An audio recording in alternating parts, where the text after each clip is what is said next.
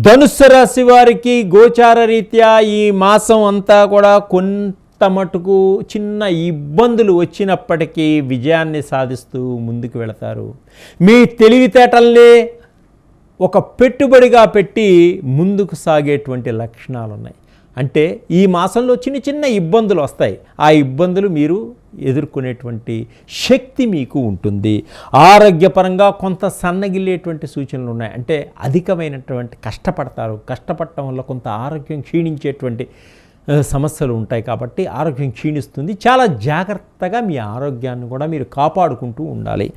సమాజంలో మాట్లాడేటప్పుడు కొందరు మిమ్మల్ని రెచ్చగొడతారు. కాబట్టి మీరు ఆచితూచి మాట్లాడండి. మీ మీద లేనిపోని నిందలు వేస్తారు. మిమ్మల్ని ఒక తప్పుడు వ్యక్తిగా గుర్తించేటువంటి సూచనలు ఉన్నాయి. కాబట్టి మీరు ఆచితూచి మాట్లాడండి. వారితో చాలా జాగ్రత్తగా ఉండండి. మీ నిజాయితీని మీరు నిరూపించుకోగలుగుతారు. మీరు సంఘంలో ఒక ధర్మంగా నడిచే వ్యక్తిగా మిమ్మల్ని గుర్తిస్తారు తర్వాత ప్రజలు. అలాగే ధనపరంగా కొన్ని ఖర్చులు కూడా ఎక్కువగా ఉంటాయి.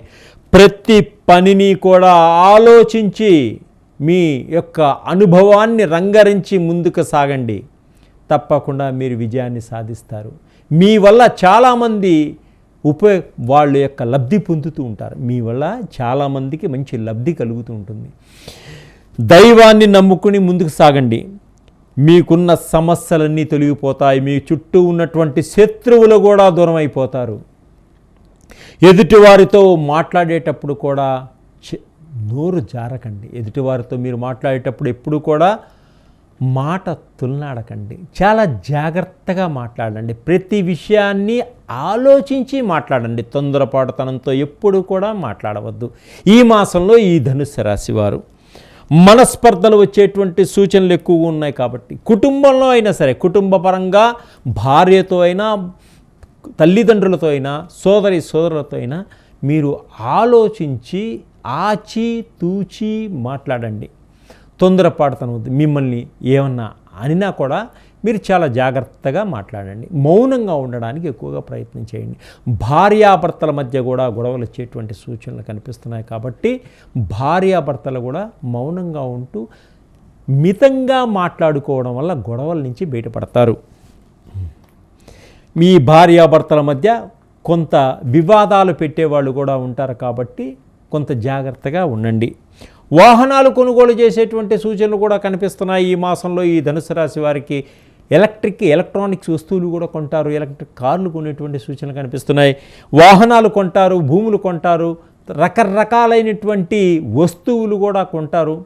విదేశాలకు వెళ్ళి విదేశాలని పర్యటించి వచ్చేటువంటి సూచనలు కూడా కనిపిస్తున్నాయి వీరికి. అలాగే వీరికి శత్రువులు కూడా పెరిగేటువంటి సూచనలు ఉన్నాయి. కాబట్టి చాలా జాగ్రత్తగా ఉండి ఏ విషయం ఎవరికి చెప్పవద్దు. మీరు ఏ పని చేసినా ముందుగా ఎవరికి చెబుతారో ఆ పని కాకుండా ఉంటుంది. మీరు చేసే పని మీ తల్లిదండ్రులకు కానీ, మీ భార్యకు కానీ చెప్పి వారి సలహా తీసుకోవడం వల్ల మీకు ఆ పని విజయవంతం అవుతుంది.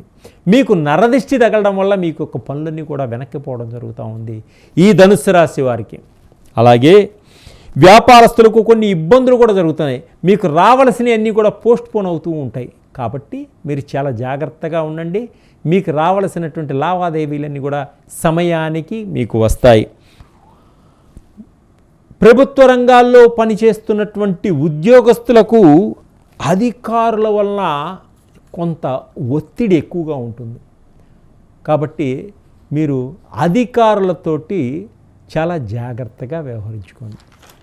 అలాగే శారీరకంగా, మానసికంగా కొంత ఒత్తిడులు ఏర్పడతాయి ఈ ధనుస్సు రాశి వారికి. ప్రేమికుల మధ్య కొంత మనస్పర్ధలు కూడా వస్తాయి. మధ్యలో వచ్చి ఈ ప్రేమికుల్ని విడదీసేవాళ్ళు కూడా ఉంటారు. కాబట్టి మధ్యవర్తుల మాటలు వినకండి.